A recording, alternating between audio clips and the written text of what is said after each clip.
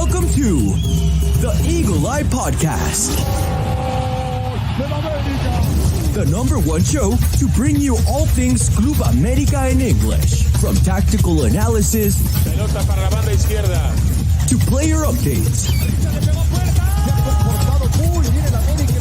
We've got you covered on all the latest news on Las Águilas. Now, let's start the show. This is the Eagle Eye Podcast.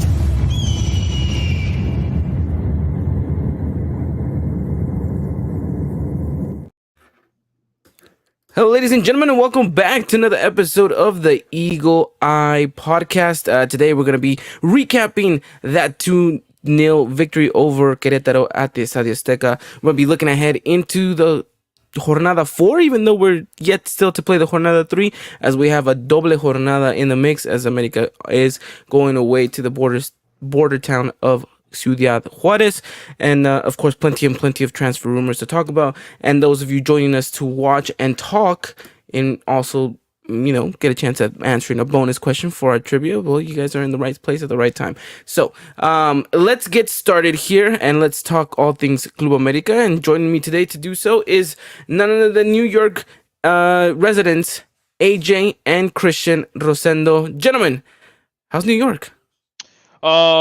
It's been horrible. Like in the weekend, had snow. It was icy conditions. We had slush, and now we just have this weekend a whole bunch of rain that's coming down. So it's cold and just cloudy in general. Okay, all right. Well, Christian, can you attest to that?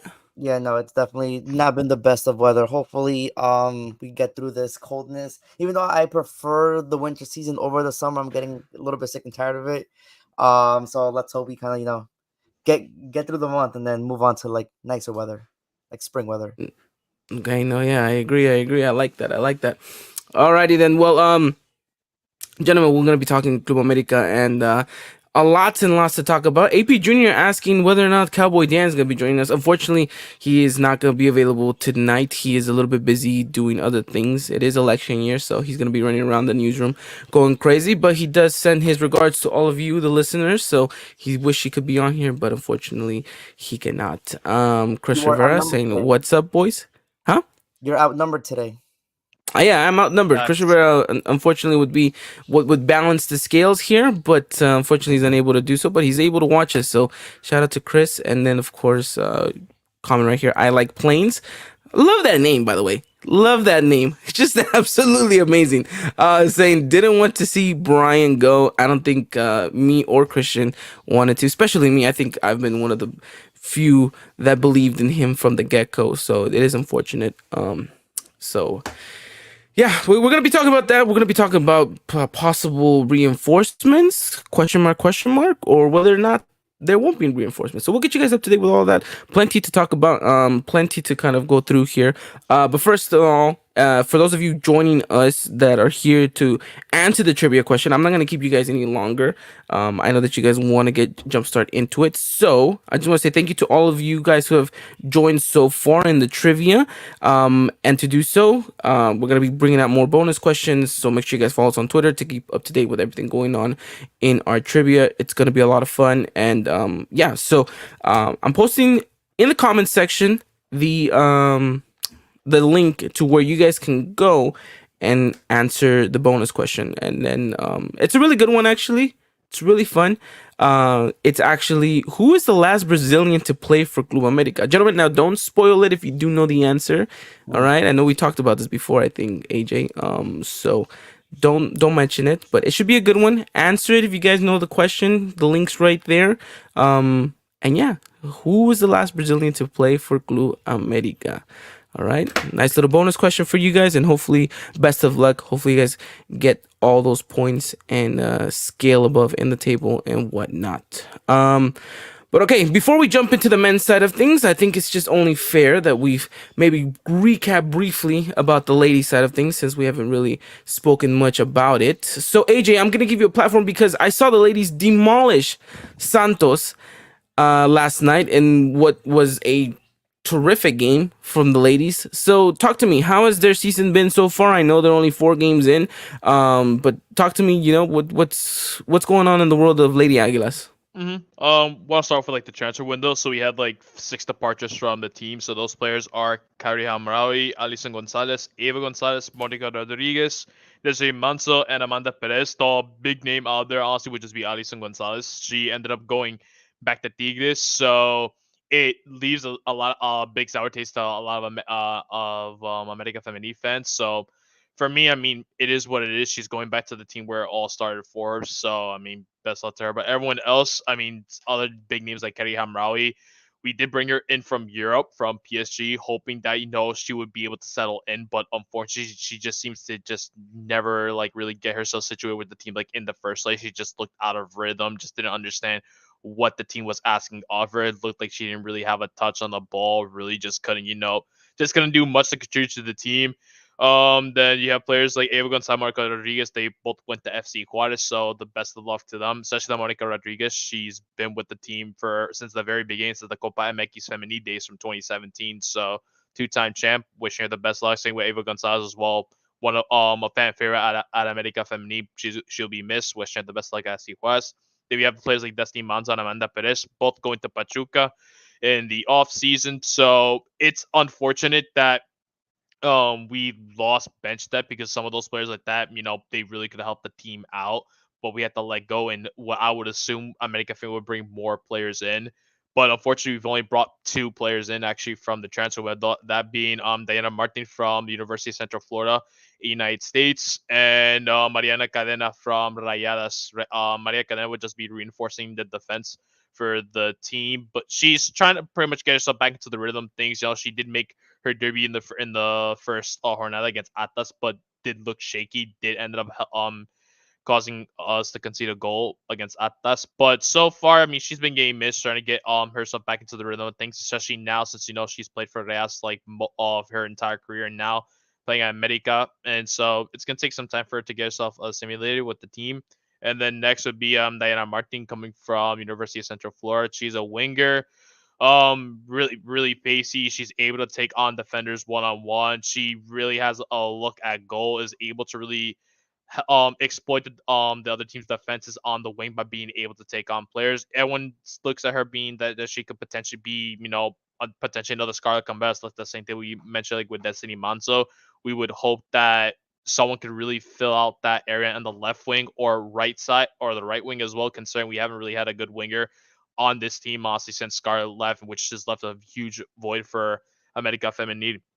And then in terms of like how the games have been so far, first 4 games of the season, we beat Atlas 2-1 with goals from Nati Maleon and Sarah Lubert. We drew 1-1 against Necaxa, which was a really poor performance, I have to say, and a lot of Mecanistas can agree as well. Just wasn't great. We did get a really nice golazo from Aureli Casi, but they just weren't really able to convert the rest of their chances in. Then we have our 4-0 win against Tijuana, which was much needed, with goals coming from Mia Suazua, Nati Maleon, Katy Martinez, and Kana Luna. And then most recently, as Ivan mentioned, a 5-0 win at Torreon against Santos Laguna. Hat-trick from Katy Martinez, a goal from Mia Suazua, and then Andrea Pereira finally getting her first goal for America Femenil this season. So all in all, struggling a bit in the first 2 games of the season, but now it feels like the team is starting to understand how to score goals again. We're really getting a lot of chances, which is good, but this team still needs to figure out how to convert a lot of those chances, especially in the first half, into goals for this team. But so far, with the results we having in the last 2 games, which is 9 goals in 2 games, it's great to see from this team. And I'm hoping to see, for the rest of the season going forward, that this team can convert all their chances into goals, which I would love to see. And next game we got upcoming would be against Leon this Friday at the Azteca, actually, because they must have been playing at Coapa because they're going to do the whole remodeling with the Estadio Azteca, so they could really only have Cruz Azul and America at the stadium. But it's nice to see that the women's team is finally going to get their chance to play at the Azteca this season before America and America Femenil will be having to play at another stadium potentially from this season going forward. All right, nice little update right there from AJ regarding the ladies. We'll keep an eye on them, of course, and make sure you guys keep an eye out on our Twitter as AJ keeps you guys up to date with everything going on in the world of our Lady Águilas.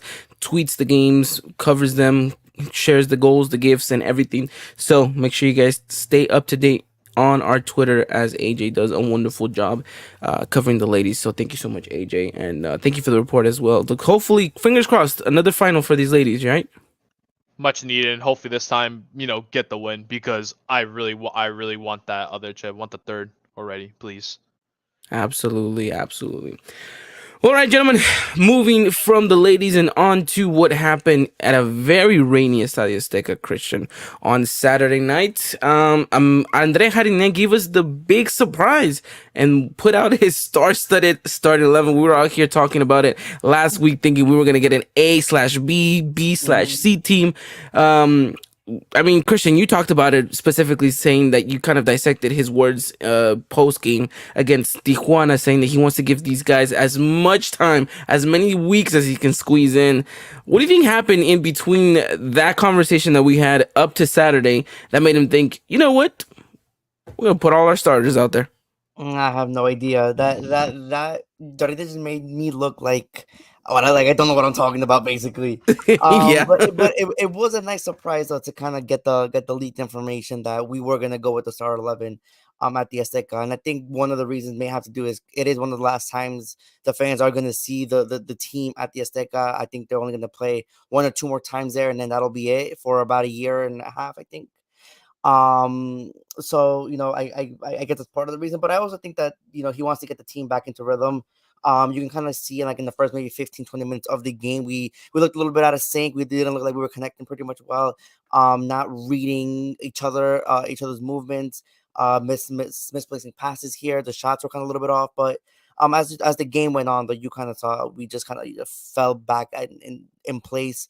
We got comfortable with each other, got comfortable in the game, grew in the game, and then we just started looking like our old selves again. But in regards to the lineup, though, I mean, it's perfect, right? That's the championship lineup. Just swap out Layun, obviously, and then put in Kevin, right? And then I think it becomes a little bit of a better lineup when you consider going on the offensive side, because I think Kevin does provide a little bit more of the offensive little coordination with Sendejas. So hopefully, you can see both of them kind of link up this season and provide some interesting things going forward, right? But yeah, listen, it was a nice surprise. I was happy to see our boys play, and happy that we got the W. Muted.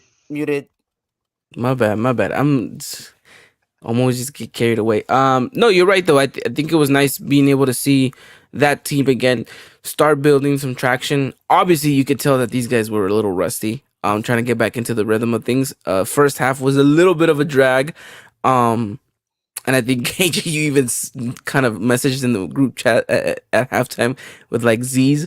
Because yeah, it was not the most thrilling though, right? Yeah. Although was it, because I think a lot of people saw this and automatically thought, oh, like we're gonna get goals galore. Like we even said it like when we were giving our prediction, like, oh yeah, like 1-0, 2-1. But if the A team plays 4-0, 5-0, like we were expecting this team to blow Querétaro out of the water. What did I say? 2-0? You said 2-0, yeah. Yeah. Nice. But if I play the track again, you said if the A team goes, it's 4-0. Did I say it? Yes. Oh yeah, that's right. Yeah. I think we need to rewind that. I think I said if the 18 plays, we get to it. But we'll rewind. Did Chris confirm, please? Yeah, Chris can go back and confirm that for us. But yeah, I think we all had that expectation just because we know what this team is capable of. And then again, no discredit to Querétaro, but you look at this side and you think it's Querétaro. Like you're thinking blow them out of the water. But it's good to see that we kind of tapered our expectations down at halftime and thought, okay, you know what, these players are coming back, trying to get some rhythm, getting back into the swing of things, and then of course you make a couple of substitutions, things pan out, and a good result. I think second half is exactly what we expect this America side to be, right? And the second goal, I think it defines perfectly what this Jardine America side is, right? It's a very good team that plays with the ball, understands each other's movements, is not greedy, understands kind of how to finish a play and what it is that is being asked of from defender to offense. So should be hopefully a much more better games in the upcoming days, right? We have Juarez and Necaxa, both away games, which we'll talk about that. Those are tough in just in general, but still should be a fun and interesting matchups whenever we get to those moments. Let's see. Ricardo saying Jonathan Beckenbauer dos Santos is having his career second wind. I think that was interesting that he played center back for like a good chunk of the second half. I don't know. What do you guys think about that? It was definitely odd for sure to see. It's the fact that like Odd, but Oh no, no, go go ahead. on. No, I was just gonna mention just John Lozano. He's just been impressive. Like I just remember us like first signing. Everyone's like, really, this is the guy that we signed. You know, considering what happened with his other brother, and we're just like, he's gonna flop again. And then I feel like after us, after in the season that we won the campeonato, he just turned things around, and that contract extension he's just getting. He's kind of now like proving a lot, making he's just run that he is that guy, that play that we really need in midfield to help improve overall. He's just been doing a really good job, and the fact being that he was one of the most passing players in that entire game. Dude had like 115 passes made and 109 of them being accurate, 95%. It's ridiculous. And how Christian meant that him just playing at center back, like yeah, that's odd, but like really impressive as well from someone who's always played in midfield his entire career. As Harine was making these substitutions, I just thought the disrespect that he's throwing towards Querétaro, that he's just like, you know what, it's fine. I'll play with one center back and two fullbacks. And you guys just kind of figure it out from there. But no, I mean, no discredit to Querétaro again, but still, like they didn't put Jonathan in a situation where you thought, oh, okay, this is gonna be dangerous. And even if they had an opportunity, I think we all felt comfortable in Jonathan being able to kind of produce something there. I want to ask a question here because Jonathan is, like we all mentioned, just been sensational. He has been exactly what America has needed, right? That kind of stopper in between defense and midfield. A little bit of what Guido Rodriguez used to be for America. Right. Who, and I know that this paints as a crazy question, but who in your mind has had the much more better effect in that role? Would you say it was Guido Rodriguez or would you say it's Jonathan dos Santos? Because I would argue that Jonathan gives you a little bit better of a midfield control. Guido gives you a little bit more of an attacking presence because Guido scored goals. Jonathan really isn't known for scoring goals, but I think what Jonathan provides is a lot of safety in the back and knowing that you're going to be playing through him and know that the pass is going to get there. Guido as well, very good on the ball, very good at times defensively, but you knew going forward, he was your catalyst. Yeah, so I mean, I think that's kind of what the big difference is between them. You kind of have that extra element added when Guido was playing. So you kind of always knew that maybe you get this one or two long shots. Right? I think I remember the goal against Tijuana. He just rips it from like 40 yards out, right? But that's the unexpected surprise you got from Guido. While Jonathan dos Santos is very solid in the back in recent times, I think just Guido, just when he provided that extra element, I think that made teams have to worry about another man and just become that much more dangerous. I think it's the fact that Jonah has the, I guess, luxury to play alongside of Fidalgo, and Guido not necessarily had that, right? I'm not discrediting Mateus Uribe, but I think, Fidalgo carries a lot. And that on the creative end, I think so. Exactly. But also, Uribe did have goals too. Fidalgo doesn't really produce many goals. It'll be interesting to come back a couple years from now and maybe kind of, have this argument of which squad was better, right? The 2018 or the 2020 23 squad, right? It'll be a fun debate to have. It's too close to have it right now. 2023? No, I would say 2018. 2018. That's interesting. That's really interesting. There's very good arguments to be made for both, but I think it's still a little too early. That's why I'm kind of saying, okay, let's take a step back. Maybe a couple years down the road, we can talk about it because there's a lot of similarities in both squads if you think about it. So it's, again, an interesting debate to have, but Down the road, I'm sure we can have it. Ricardo saying something I've never really seen him say before. Says, you're right, Ivan. It's definitely a crazy question. Guido was America's best player every time he stepped on the pitch, except when he had to take a penalty. So, yeah. Let's not bring that up. Yeah, no, absolutely. We have a comment from G saying definitely not. This 2023 squad would mess up the 2018 one more. I'm saying it's there's a lot of debate to be had here. I think either way you can pull either way, right? But jumping, yeah, I'm telling you, it's an interesting debate to have. But I think down the road you need to have it, not so much close to right now because there's you can't really be as biased because this squad is what's carrying at the moment. True. And carrying at the moment, it was interesting to see how things panned out for America against Querétaro. Bringing on Richard Sanchez, I think, was the absolute right call to be made right there, Christian. I don't know if you agree. It kind of gave it a little bit more of a catalyst in the midfield, added a little bit more of a pressure going forward. I don't know. How would you describe his inclusion into the game? No, yeah, of course, impactful. I think Richard Sanchez has been probably the most patient man ever in this past year. Obviously taking a little bit of a backseat ever since Jonathan got into form, right? He had to take a little bit of a step back, not really be on the field as much, but when he does go on the field, you notice him right away, right? Whether it be from creating or taking that long shots or, scoring golazos like this, basically sealing the final for us just about a month ago. He's always there. He's always important, right? And I'm happy that with this performance, and hopefully going forward, he'll be considered more for 11 roles, whether it be intimate departures or just because he's earned it, right? And I think like I said, that when he steps on the pitch, you just notice that he's going to be a problem. Did you guys see on Twitter that a lot of people were crediting Kevin Alvarez for the goal and not actually Richard? I don't know if you guys saw that. Hit off, supposedly. Yeah. Yeah. I don't know if you guys saw. Kevin was like, no, it hit me. Interesting. But yeah, like you mentioned, I think Richard just absolutely gets his credit when it's more than well deserved. And it's crazy to think that you have a player like that on your bench, AJ, Right. but yet still can't make the starting 11. Mm-hmm. It's a luxury to have, really, at this point. Of course.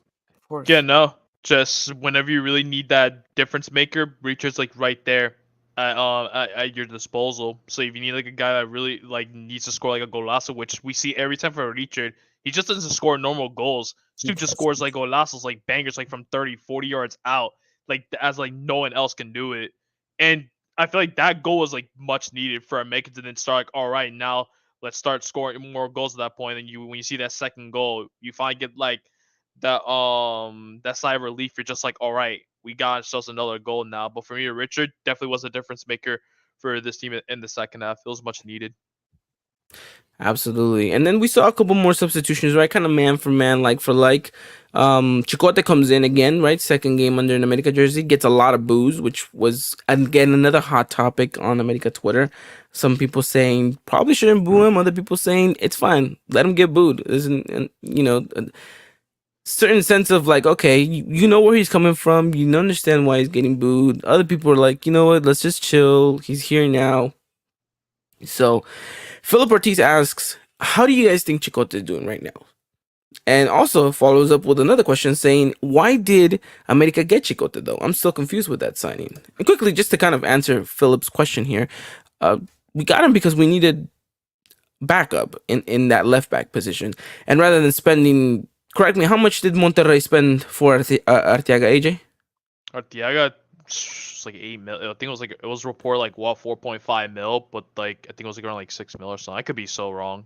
I could look. So instead of America spending upwards to maybe $7 million for a left back, they went and they got someone on the market that was free and that has played in this league and that is known to be at least semi-consistent. I say that word loosely, but you know what you're getting out of him, right? And so I think America saw the opportunity to bring in someone like Chicote, who was on the radar prior to his arrival to Chivas, and thought, not spending much money, his wages are not going to be absurd. Let's just go out there, get him, put in his clause, that he has to behave. And I think, Christian, we went over this so much on that podcast when we talked about it. It's kind of a win-win situation if things pan out. If it pans out, right? But I'm still on the fence where I think left back. Well, just personally for me, I thought left back and right wing were the two positions we needed to upgrade this offseason. Um, you have an aging player who probably at the end of this contract will not renew with America, right? At least that's what you expect, and then all of a sudden you hear the announcement that he's renewing 6 more months, right? But That man's on a 6-month leash like right, crazy. we'll save that for around May, right? And then you have his backup, who was supposedly going to be one of the best defenders in the league, and just didn't really turn out to be that way. Managers lost confidence in him, and he just really hasn't been the same in Chava Reyes, right? So either of them weren't really a reliable kind of option, and I was hoping that America would kind of realize that and bring in someone to kind of push Fuentes and then maybe push him out as the season went on. And if it was Artiago or was someone else, it didn't really matter. I just wanted someone better than Chicote. Like I said, it's just a bet. It's a low risk, high reward bet that I don't think we needed, because there was other players we could have filled that position with if you wanted to go that route. Like we all said, Mau Reyes, I think that's literally the perfect low risk, high reward kind of bet. He's already there. Don't have to do nothing. Just promote him, give him minutes, give him time. We saw a glimpse of him against Manchester City, and against these European teams, against these friendlies, and he's not getting any looks, right? But on the business side of it, though, of course, I understand all of it, right? Like it makes perfect sense. It's just not the way I would have went just for that route, because, like I said, our defense hasn't been the best in recent years, and if you had a chance to upgrade it, I think now would have been the perfect time. Maybe they'll revisit the subject in the summer, but I thought they could have done something a little bit better than Chicote in this market. It could be one of those things where you just kind of test the waters up to now and then summer. Because again, this January transfer window hasn't really, and I'm talking not just Liga MX, but just kind of globally, hasn't really been as prior January transfer markets. Not a lot of movements going on. At least not a lot of big names moving around either. So it just kind of makes sense that you kind of fill a gap, see how it plays out for the next 6 months, revisit it again in summer. If things don't pan out, or if they do, maybe tweak things around, but still interesting. With that being said, AJ, I don't think he had the best game either. Huh? It hasn't panned out recently, though. I think in all the games he's played, he's looked mediocre at best. Yeah, there's Unfortunately. Yeah, no, our I don't know if you guys follow him, Victor Sila, the one that does the recaps I love that, man. Shout out to him. He does an amazing job. Yeah, he put the clip where Chicote just crosses the ball, but this is the most terrible cross you've ever seen. Just so flat, doesn't really go anywhere. Doesn't even get past like 2 Querétaro defenders. It's funny you mentioned that, though, because I think I remember StatKicks posting a graphic, and the crossing ability for Chicote was like all the way at the bottom. And it just, in my head, I'm like, well, that doesn't help us at all, because Chava Reyes really can't cross like that anymore. And he used to. Luis Fuentes really doesn't do it as much, and now you're bringing in someone who can't even do it as well. It just, like I said, certain aspects of this signing just don't make sense to me. Maybe just me personally, I just don't like the guy. I just don't like the signing. So I'm trying to find things to nitpick at, but it just doesn't make sense, these little things. But like everyone is hoping, I think it'll plan out in the future. Hopefully, maybe with more minutes, we'll see better performances. But like I've reiterated before, I think his 4 performances we've seen from him have been just mediocre at best. You know something that also doesn't make sense, AJ? Why America continues to cross the ball consistently? And that was what's frustrating me the most in the first half. Now that you're talking about Chicote's crossing and everything, this America side is not built for a crossing tactic, right? Your wingers don't get to the byline and then cross it in. Your wingers, they go out wide, they spread the defense, and then you kind of build 1-2 passes and cut the line. It just didn't make sense. Like we don't have Peter Crouch in in the box. Like you have Henry. He's great in the air, but he's got 2-3 defenders at times. You're not overloading that box with attackers, right? You're not seeing Diego Valdez. You're not seeing Fidalgo. You're not seeing all your midfielders rushing in there. Why just revert to crossing? It made no sense to me whatsoever in the first half. we're up. We play through short passes and through balls. We'll always do that. I'm not understanding because as you mentioned, we ain't got a lanky like 6'7" forward up front that could just head the ball with ease. Nah, you got a player in Quinones where he's not really a natural nine. He's a winger, so you're really never gonna see a guy like him trying to head the ball. You mentioned Henry, he's good in the air, but it's just like we really don't have the players that really should be crossing the ball. I mean, like to reiterate Christian's point too about Chico Caron, this dude had like I think he had 2 out of 8 long passes and 1 out of 3 crosses. Just like this dude cannot cross. We have no guys that really could cross the balls. Like, or when they attempt to cross it, it doesn't connect with anyone though. Like it just ends up going off of a Querétaro defender or and make a player would get it, but just like it doesn't lead to a goal. They're just gonna hold it and either try to then pass it right back out again and see if they can try to do a through ball or a short pass to someone else. But just if it's not gonna work, if it's not gonna work out the first, second, or third time, what makes you think that the fourth or fifth time is gonna work this time? It's not gonna work. Just do what you've been doing best and just playing the ball on the ground, not in the air. We don't really have the forwards to really being able to work in the air to try to score headers. It's just not gonna happen with this team, especially where it just seems like every time we're crossing the ball, there's like 3 guys that are like always right there of like maybe when there's only like a Henry in the box or Quinones, it's just not gonna pan out well for them. Even if they do match, they either get their head on the ball, it just goes off target regardless because of the awkward position that they're in when they're just surrounded by that many defenders. Yeah, I mean, that's what it was most frustrating to me, and I think I even mentioned to you guys at halftime. I was like, just stop crossing the ball, and they didn't, and they reverted to what they know, which is quote unquote joga bonito and playing fast balls, 1-2 passes, breaking the lines like that. And I mean that's how you get the second goal. Honestly, it's very well worked movement of the ball and it paid dividend. You score a goal. So I mean, at the end of the day, the players are gearing up. They're building a more confident, and they're kind of getting back into the rhythm of things. And I think it was a good display at the end of the day. 2-0. You kind of just chuck it up and you say, you know what? 3 points secured. Yes. Call it a day. Just kind of end the night like that. I mean, not really much more to say in that. No, Christian? No, yeah, definitely. I obviously there's things to work on, right? It's just with game time, right? You'll get back to the old championship caliber team that we all know and love. I think something we need to point out too is that for the next game, but we're sure we'll get into it a little bit. Just take better shots. I think we had 7 shots, only 2 of them went on target. Obviously, the 2 of them that were target were the goals. So that's proves that everything else just wasn't near target, right? So we can kind of fine tune that. I think we should be, getting higher scoring chances. And we'll see this team shine back to normal, right? I think this is the perfect week to do it. You have 2 games, 2 winnable games. No disrespect, obviously, to our opponents, but these are games we should be winning, whether they're home or away. I think these are the perfect games to kind of get us back into that game rhythm and that championship caliber esque play style.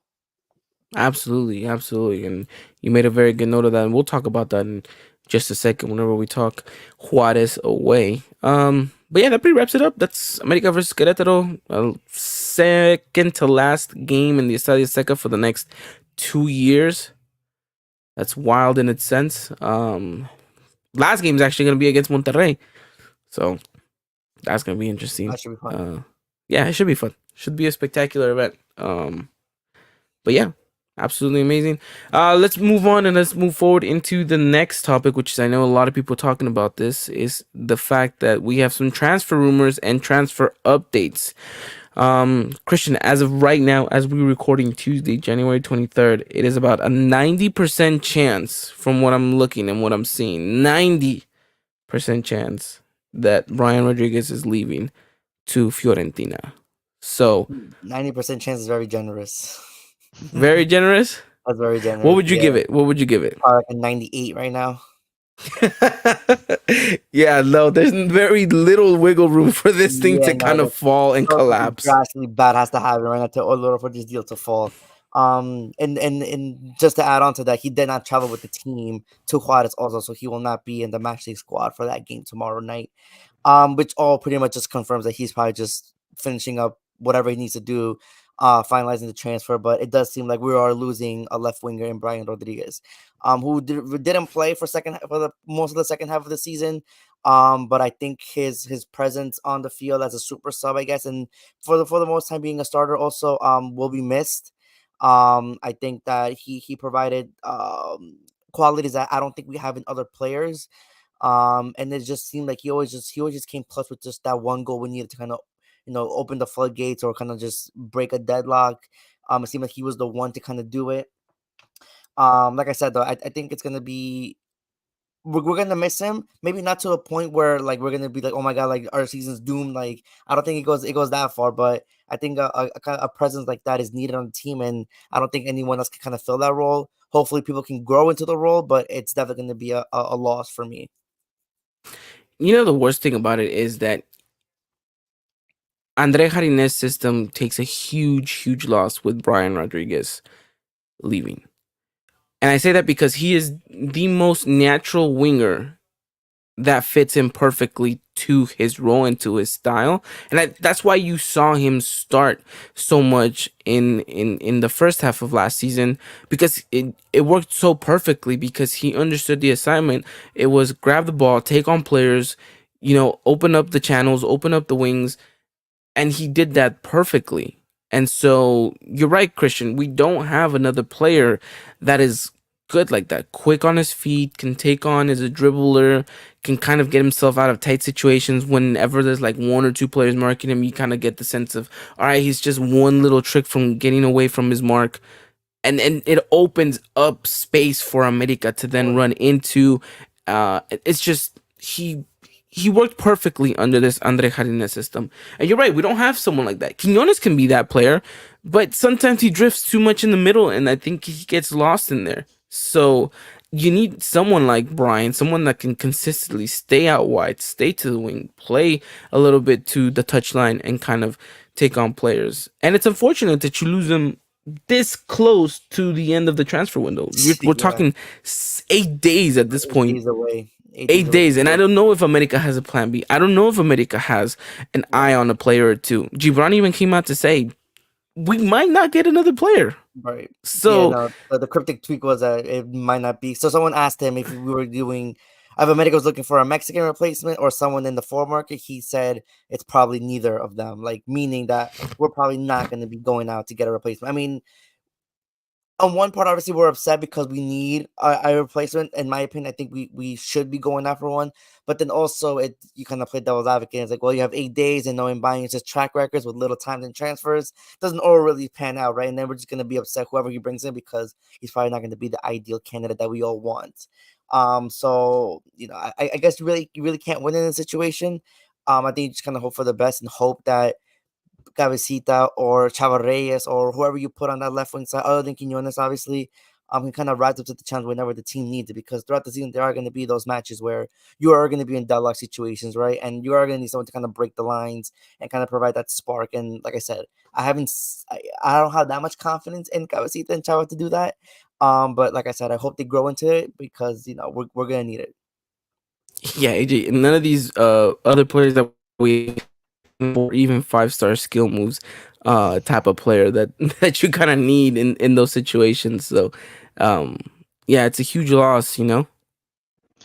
Yeah, no, unfortunate, really. Brian Rodriguez, like, he really brought in that creativity we desperately needed from that left wing side. Someone who really just could dribble the ball and just really attack the full backs, get inside, give a nice cross into the box to find someone, or maybe sometimes he'll even take matters into his own hands and create a chance for himself to score.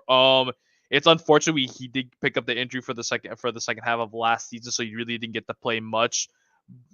Presence really was missed on the team, but we were still able to get the work done with plays that we had at our disposal at the left wing side, whether that be with Cabecito Rodriguez, whether it would be with Chava Reyes playing up there temporarily to fill in the spot. But yeah, no, unfortunate that his time at Omega is gonna be coming to an end. But I mean, hey, we're getting dough at the end from this, a good amount of money, so I ain't complaining about that. But also just sucks as well that we really don't have anyone at the moment that could replicate what Brian Rodriguez does at that left wing side. So like for Emeka to really find someone now, it's really unlike considering what Gibran just confirmed as well. Like we're not gonna most likely not buy anyone, so it's really gonna be up to Cabecita and Shao at this point to try their best to do, or if we really need to slot Quinones right in there. But I don't know, just it's unfortunate that we're gonna just lose Brian Rodriguez for this team. I think we're all like I like Plains, just kind of with that tear in our eye and saying, well, it was a good run. It was a good run indeed. With wait, sorry, I'm laughing because AP Junior is saying, or we can buy CR7. We don't got that. We don't got that kind of money though. We could probably afford his release clause. We just probably can't afford his wages. That's for sure. We would need. I mean, I don't even know what we would need. We would need to get Bimbo to pay for everything that they make, plus Coca-Cola, plus Televisa, just to kind of cover Cristiano Ronaldo for like a year. But yeah, if that. So yeah, that's Brian Rodriguez. When and eventually this becomes official, we'll tweet it out and we'll let you guys know. And unfortunately, well, Brian Rodriguez is leaving. Midwestern Cholo saying they can take Brian Rodriguez, but not Fidalgo, and I think that is a statement that you can attest by, Christian. Yes. You guys all know how I feel about Fidalgo, right? That's my man right there. And the initial rumors got me thinking that this I may have seen the last of Fidalgo, right? But as new reports show up, it seems like it's closer. It's more 50-50 now rather than last week. I think last week was more about 80-20, and then with new reports surfacing today and yesterday and today, it seems like it dropped down to a little bit of 50-50, right? So we'll see. I'm kind of optimistic that he doesn't go in this market. Like I mentioned in the group chat, I was prepared for his departure in the summer, along with a couple of others, right? I think in the summer we're going to see a lot of movements. But I think we need to hold on for Vidal, especially if we want to aspire for the Bicampeonato and the CONCACAF Champions League Cup. Yeah, I would argue he's more detrimental than Brian Rodriguez, which is a huge leap for me to say because I was a huge Brian Rodriguez fan, but just kind of understand that Fidalgo is too pivotal to this side. So yeah, that's an update on the Fidalgo news. Now, Christian, you mentioned Brian didn't travel. Another player that didn't travel was Sebastian Cáceres. Now, don't worry, alarms aren't necessarily ringing because he's not going to be playing with America ever again. But AJ, looks like he picked up a knock. Let's not forget he did only play 45 minutes against Querétaro because I think he got stepped on pretty hard. And now he's going to be unavailable due to that injury. But doesn't look like necessarily it's because he's going to be leaving America this transfer window. Yeah, no, I feel like maybe it's more like of a summer thing. Like it's inevitable we're going to lose Cáceres, but just not right now. Just because right now, I don't really think it's the time for America to really be selling like more than one player, considering that there's like only 8 days left in the transfer window. And luckily, we do have players that can back up at the center back position, but just I don't think we really just cannot let go of Cáceres right now. The summertime, that's more appropriate because by then, hopefully, if by decide to start working immediately, we can then start finding our replacements for Cáceres. But no, it's unfortunate that we did lose him for this game only, but like it shouldn't be anything too serious. No worries. I mean, we have Jonathan Dos Santos. He's gonna play center back. We should be fine. Facts. Going for full 90 going for the full 90 this time. How tight would you be if you're Ramon Juarez and you see Jonathan Dos Santos start on Wednesday as center back instead of you? Yeah, no. Imagine being him or Israel Reyes. Yeah, exactly. I mean, I would be super upset, but I don't think that's gonna be the case. We'll get to that a little bit later. As far as transfer rumors goes, I think that's the only thing I had on my notes here, which was the Cáceres update. Fidalgo, you mentioned it, and then of course the imminent departure of Brian Rodriguez. Christian, do you see anything else on your spectrum? No, nothing. Chris mentioned it. It was Zenet that said they were interested in Fidalgo. Somewhere around the thing of 7 to 10 million going to America. Seems like Fidalgo doesn't want the move to Russia. So that kind of just back to what I said about the whole 50-50 thing. So hopefully as the week goes by and the days start being less, it comes back to like 2080 that that he's not leaving, and we could all be happy for 6 more months. And then start preparing for our sadness in the summer. Well, if But you look, go. and I'm just saying that, but that's all I have on departures for now. Like Ivan always says, as more information sheds to light, follow us on Twitter and we'll keep you updated there. Nothing on arrivals either. I don't think we'll see any arrivals Mm-mm. for this market. So let's just pray and hope that there are no more departures other than the Brian Rodriguez one. Yeah, yeah, I think that's what we need. Because really at the start of the season, when they were starting to say that, oh, Mexico's starting to shake things up, players going to be leaving left, right, and center, I was worried. But now we're about 8 days away. If we come back next week and we talk, and we're just a day or two away from the transfer window closing, and we're kind of in the same state, I think we'll be fine. I think we're Right. good. I don't think America would be. I mean, it would take ridiculous amount of money for them to lose someone on the last day. That's all I'm gonna say. Mm-hmm. And if that's the case, then I'm fine because you got a really Cash. good paycheck. Yeah, I mean, you cashed out pretty good, and you can spend that wisely come summer. So, we'll see. But yeah, that's transfer news and updates that we have in regards to America. So, make sure. I know Christian already reiterated this, but follow us on Twitter. We'll keep you guys up to date with everything. And then next week when we come back and talk, hopefully the conversation is the same and nothing too crazy has happened within that time frame. Right, gentlemen, let's talk doble jornada. Let's talk Juarez. Why are we playing jornada 4 before the jornada 3, gentlemen? Could anyone answer that? I think it's just scheduling issues. I think because we're playing the Champions Cup. I think Yeah, right. it's It soon. just kind of So just falls into it. So they were like, "Oh, you have open week. We'll just slot the game in here." I think that's the reason. Don't quote me on that. I'm not trying to spread false information, but I think it just comes to scheduling issues. Lying to everyone. I think it's just scheduling issues. That's why we're playing Jornada 4 first, and then 3 on Saturday. So look, the interesting thing is, so we have the champions, the CONCACAF, the CONCA champions, on the 6th of February, and the league itself is playing Jornada 4 next week on the 30th and the 31st. So it doesn't make sense as to why you would slot it there. My thing is, I think they just said, you know what? Why are we going to have so many games bunched up together? Let's just spread it out. Let's have a couple. Because we're not the only ones playing Jornada 4 tomorrow. You have teams. San Luis Tigres, Monterrey Querétaro. Teams just reminded me, teams in the Champions League. Why though? This makes no sense. The rest of the league is playing it on Wednesday and Tuesday of next week. It makes no sense to me, but I mean, I guess that's got to be the reason. You know? I guess you spread it out a couple teams this week and then a couple teams next week. Yeah. TV rights. That's what I'm assuming. That's what I'm assuming. Chris is saying because Mexicans don't know how to count or do math, and G says that is the reason. It's my boy. So yeah, it might have been someone that just absolutely was Source like, you know what, bro. All right, we'll go with that. Yeah, pretty much, absolutely. And Midwestern Troll saying the same. You know why she was not there though? Because obviously they're playing in the CONCACAF Champions League as well as us, but. Look, all I'm gonna say is this is the most Liga MX thing that is probably gonna happen this week. And it's just the thing, you know, you're gonna play Jornada 4, then Saturday you're gonna play Jornada 3, and somehow we just kind of have to be okay with it. Okay. So let's travel into the future, gentlemen, and let's talk Jornada 4. This game is gonna be an interesting one. In recent times, AJ, I feel like going to Juarez has never been the best games for America. Not to say that we haven't gotten results in that stadium, because we have, right?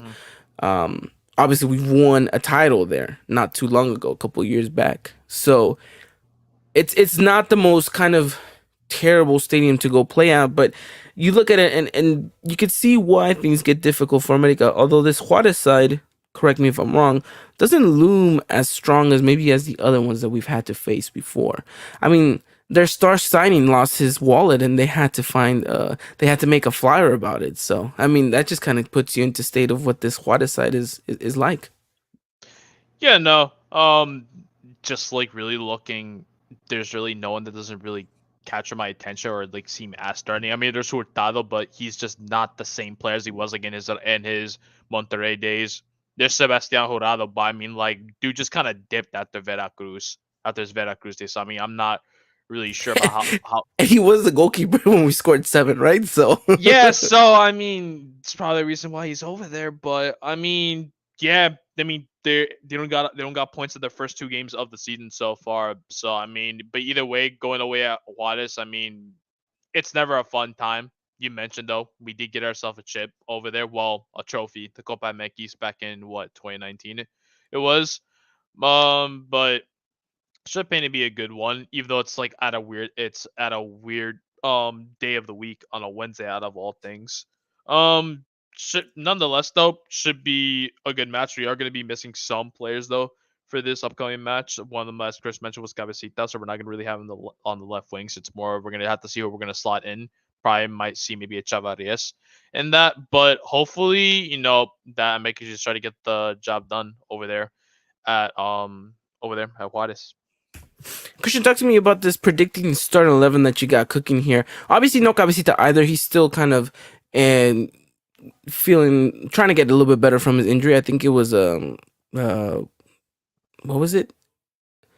Sobrecarga muscular. So basically, just did one too many push-ups, and now he has to rest a little bit more. So, no Cabecita Rodriguez. I don't think he was going to slot into the starting 11 either way. But no Sebastian Cáceres as well. So, what are you going with if you're hiding there for this game? See, I'm scared to do these now because, like, for all we know, tomorrow he's just gonna like put out the U23, and then I'm gonna Imagine. look like an idiot again.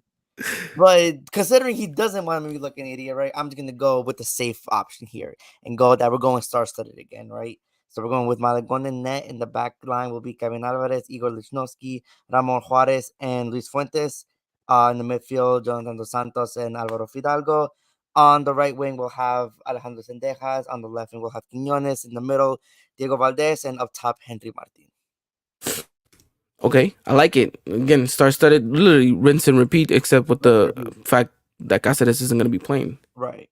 Just So let the star-studded team get a couple more minutes under their belts, get back into season form. Kind of just cement themselves.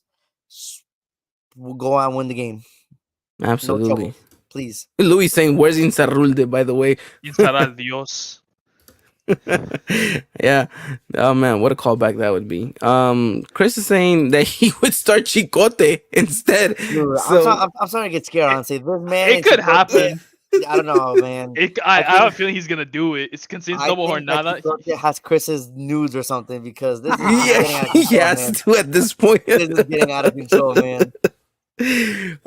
Regardless, it's a good starting 11, and the most important thing that I want to bring up is it feels like this season America is gonna have a lot of games on the road. And on top of that, you're not gonna be playing at the Estadio Azteca, so it's gonna take a while for your stadium to feel like your new stadium to feel like your new home. So it's gonna feel like an away game a couple of times. So I definitely would start the starters, kind of get them together and be like, all right, start getting a sense of what it is to be like on the road and playing. So again, I expect a star-studded squad. Now, do I expect this team to blow Juarez out of the water? Of course. Is that going to happen? Probably not likely, AJ. We saw what happened against Querétaro. Didn't have the best of starts. But I do think that we're going to see a much better America side. It's just granted how Juarez is going to be playing against us. I expect them to kind of do what Querétaro did and was sit back, kind of bunch up the midfield, disrupt America's kind of passing, and then kind of see whether or not their wingers are capable of producing anything. So, to you, who has to have kind of that big game in order to kind of break down this Juarez defense? I feel like it's got to be Henry for me this time around. I want to find his goal scoring for him again. He's really starting again for America. I feel this is like a time, trying to get himself into the groove of things, starts bagging him some goals again. He didn't really contribute as much in the last game. He was there, but really wasn't doing as much. So I feel this is like a perfect game, against a team that's desperate for points, but at the same time, I feel they're just gonna try to soak in all of that pressure as much as they can for America. Hopefully, try to disrupt any passing they can do in midfield and try to catch them on a counter. But I feel like this is like a time for Henry Rizal to really, get himself open. America doing what they usually do with the quick passes, short passes through balls, anything that they can do. And I just feel like Henry, it should be the time for him to bag himself a goal or two to catch himself into the groove of things again. I feel like this is this is the guy that's gonna be my go-to player for this match. All right. I like it. Christian, you got a player? I do. I got our number 10. I think our number 10 needs to show up to the game. I think he needs to be the creative outlet. Get Sendejas in scoring positions. Get Henry Martin in scoring positions. Get Quinones in scoring positions, right? Quinones had a good start. Also continue that. But I think Diego Valdez is the one that really needs to be at the head of everything and kind of get the team's offensive juices flowing. Yeah, no, I agree. I think Diego Valdez had sparks in the Querétaro game. They kind of died down. And another player for me was Kevin Alvarez. I think he needs to step it up, really, to be honest. He's seen the shadow of himself recently. Obviously, coming from that injury that kept him out of the Liguilla for quite some time. I just feel like he needs to produce more. We know what he's capable of doing. I know we criticize him heavily sometimes for this defending side of things. I actually think he's gotten a little bit better. It's just the fact that offensively sometimes he just looks a little bit poor, a little bit kind of one step behind the play. So I wanted to kind of take this opportunity to kind of get back into the rhythm of things and hopefully get to the point where he was the player that we all expected him to be. So it should be an interesting one. AP Jr. kind of gave us his predicting line. He said anybody but Ochoa. His AP Jr. is absolutely ripping me one here, saying that I'm trying to go back to the original comment here. This is going to trigger Ivan, but Oscar Jimenez over Ochoa. So everyone's just trying to come at me for some reason. Why you guys leave Ochoa alone? He's done nothing but give you guys a debate. We should have like a separate like aside from the weekly podcast, it's like a debate podcast. We get debate on podcast. Like with the question would be like, why does everyone hate Ochoa? Yeah, no, or why is Ochoa the best goalkeeper in the world, but no one actually wants to admit it? That would be some podcast, and I would die on that hill. The other side, but what else do you have bad luck? While I do love Ochoa and respect the crap out of Ochoa, I don't know if I agree with that statement there, buddy. Hey, don't worry. Give me about 40 minutes. I might be able to change your mind. But yeah, no, would be interesting to have that debate. Absolutely. AP Junior saying I agree with Christian and L take Ivan. Another debate would be why Venus was the perfect backup, but none of you guys will admit that. No, oh my god. I'm ready to fight everyone on that one. He's a one season wonder. It's okay, Christian. And just I'm gotta ready move to on. fight everyone on that one. Bro. You willing to die on that hill? I'll come prepared. PowerPoint videos and everything. All right. Well, keep an eye out on that, guys, for our heated debates on the Eagle Eye podcast.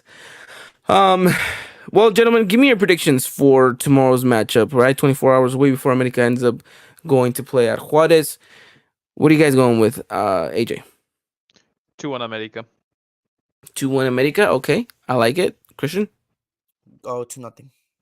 2-0. Another 2-0. Okay, I like it.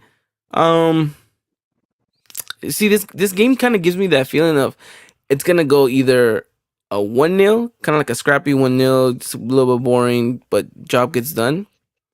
Or I can see America just opening the floodgates and it's like easily like a 4-1 for America. So I'm just gonna go down the middle. I'm just gonna go 2-1. So 2-1. Juarez is really bad, actually. Look, that's what I say. No discredit, but I just feel like it could be. It can go either way. Loss. So they drew their recent game. They drew against Cruz Azul. Mm-hmm. They haven't. Then they lost their opener. They haven't won since October 25th, 2023. Let's hopefully it's another year before they win. So. I mean, look, we lost against this Juarez side last season. Yeah, this is personal because exactly. Oh yeah, it is. Jardim literally put Chamacos on the pitch only for us to then just lose the game because of that. So imagine if America's winning like 3-0 and then Hayden is like, all right, all the U23s just gear up. You're going out there. And kind of get your vindication. And then we balled it 4-3. 4-3, we lose. Everyone's about to put the hashtag fuera Jardiné at that point. Like, it's done. Absolutely. Absolutely. Chris saying he's going with a 1-0 for America. Louis going with the 4-0. Very adamant there. So we'll see if that comes to fruition. We all love goals, and I think this America side has abundance of them. But like you mentioned, Christian, they need to be clinical. They need to kind of take a little bit more shots and put themselves in more of scoring positions and taking the chances, really, because all of you guys already know how I feel about Quinones. I'm not gonna talk about it. The fact that I feel like he just loves That's to miss another rather debate we than could to have. score. Why Yeah, do you exactly. think this is a bust? Yeah, no, because he is. Oh, that's insane. Oh, Oh yeah, even we though gotta have this, even though he this gave us debate. the We title, gotta right? have this debate now. But AJ, you mentioned it too. Henry, I think he needs to put himself in those positions as well. Not to say that he had a bad game against Querétaro, because I think they just kind of neutralized him. But it's about those opportunities and kind of learning and because at one point a lot of these teams are gonna understand how you play, and if they're like, oh, you just gotta throw 2-3 defenders on him and he's gonna be neutralized. Like, you gotta find ways around that to kind of still be a threat. And the same goes with Diego Valdez, right? He's got a great foot. Like, he's got to take more shots, in my opinion. But yeah, we'll see what happens. We got more predictions here. AP Junior saying 3-2. All right, goal galore. I like it. Well, not really, actually. I would hate a 3-2. G going with a 3-1. And then Chris is saying 1-0. Emma Aguilar, and we lift the Copa MX. Yeah, absolutely. I think, Chris, you traveled back in time to the wrong podcast. That was a scary game. I like Plains. That win was crazy. It was, absolutely. I like Plains saying 3-1 with error in defense. I can definitely see that happening, but not by Ramon Juarez though. He's like, give him his flowers in the games that he played. Solid, absolutely solid. Yeah. But yeah. Anything else you guys want to add up in regards to this game against FC Juarez? We better win. We better win. Yeah, Same. absolutely. Well, I wouldn't go that far to say that, but I did mention it last week. It was important that America racks up the points early on, because these are quote unquote favorable, winnable games, and you can't give yourself the luxury to drop points against these teams when later down in the season you're going up against your quote unquote rival contenders, and you're having to be like, all right, I need to kind of get these victories away on the road, which is difficult. So give yourself that cushion. That way you can kind of focus on CONCACAF Champions League, and things just kind of flow as we expect them to be. So should be interesting. Yeah, that's pretty much it. I think that pretty much wraps it up. No? I think so. I mean, we do I have think Nick so. Baxa, but that's like, because it That's is double. Saturday. I mean, That's Saturday. We're all thinking probably still gonna go with the star-studded 11 Tawas Calientes. We'll see how that one goes as well. It's always one of those things that's difficult to kind of predict ahead of time. But we'll be back next week. We'll talk about that as well. We'll talk about Necaxa, how things went in regards to that aspect. We'll talk about Juarez, and we'll talk about the upcoming games as You have well. very good camera quality, Ivan. What camera do you use? I use my my Canon M50. Ah, the Canon. That's why. I wonder why I'm jealous. Yeah, so It's it's a little bit good. of a tricky setup. You gotta run 2 wired cables, and Yeah, that's too much. Yeah, never mind. it's- I'll stick with yeah. my Logitech webcam. It's fine. There you go. There, yeah. Maybe go with maybe that. upgrade the mic a little bit, but we're sticking with the. I definitely gotta get a mic, so I gotta make that upgrade. They're Well, not we that can make expensive, upgrades. actually. I mean, I think a very moderate mic would be like $80, maybe close to. Yeah. 100. Close to 100. Actually, we live in a day and age where you got some really good quality stuff out here for less than $100. So Oh, for sure. absolutely. Maybe Then. Maybe the Eagle Eye Pocket can supply some supplies. Yeah, we'll talk to the we'll talk to our accountant, which is just Dylan. So we'll see Cowboy if he's Yeah, Cowboy Dan. It can if you know we can split it one way or another. So I'm sure he's willing to cover it. He's fine. He's Cowboy Dan. You know who would cover this? Federico Villa. Oh yeah, he would cover this. Oh my God. Well, with the money he was making in America, yeah, definitely. Well, I don't think he's making the same money at Leon. But alrighty then. Okay, gentlemen, I think that does it for us here. We've bored these people enough. Hopefully you guys were able to answer the bonus question. If you guys haven't, I'll put it on one more time in the chat so you guys have that. Question will be up for another hour or so. So if you guys haven't done so, answer the question. We'll post the leaderboard again next week. New question will drop on Thursday, so make sure you guys follow us over on Twitter. Like again mentioned, this is gonna be a lot of fun throughout the season, so should be fun, should be good. And yeah, well, I like playing saying good night. Good night to you, my good sir. Good night to everyone, really. Actually, you guys did an amazing job. Love hearing from you guys, whether it's Louis, Chris, AP Junior, Midwestern Cholo, Junior. G. I mean, all of you guys. Thank you so much, Ricardo. It's great. It's great hearing from you guys. Great seeing you guys. So again, thank you so much. Thank you, AJ. Thank you, Christian. Hopefully you guys are staying warm out there in the cold New York night. I'm gonna try my best. Absolutely. Alright then. Well, thank you guys. Keep up to date with everything on Twitter. We'll be back next week. Talk all things Club America. Be safe. Stay warm. And as always, arriba la America. Good night. Ladies and gentlemen, this was another production of the Eagle Eye Podcast, the #1 source for all things Club America in English. Make sure to follow us on Twitter and Instagram at Eagle Eye Podcast and get all the latest news and coverage. And subscribe to our podcast wherever it is you may listen.